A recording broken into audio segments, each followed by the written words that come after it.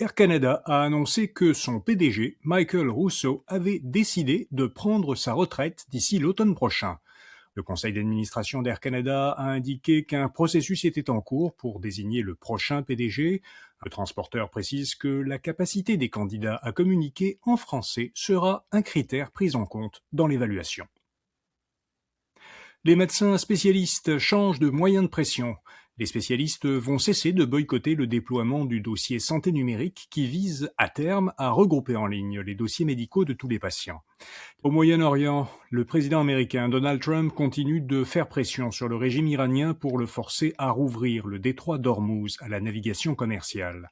Après le déploiement progressif de milliers de Marines et de parachutistes américains, plusieurs médias ont rapporté que Washington envisage de s'emparer de l'île de Kharg, d'où est exporté près de 90% du pétrole brut iranien.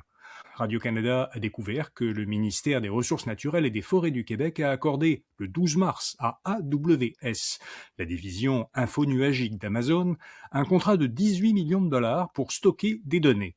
Or, l'entente a été signée quelques jours seulement après l'annonce par le gouvernement Legault d'une nouvelle politique de souveraineté numérique. Meta teste un abonnement payant à son application Instagram.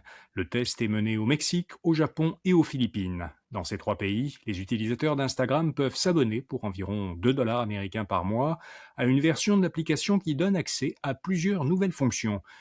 Céline Dion donnera 10 concerts à Paris. La chanteuse québécoise a mis fin à une semaine de suspense en annonçant officiellement hier, le jour de ses 58 ans, son retour sur scène après 6 ans d'absence. Du 12 septembre au 14 octobre, elle montera 10 fois sur la scène de La Défense Arena à Paris, la plus grande salle d'Europe. Voilà, vous savez l'essentiel. Bonne journée et à demain matin.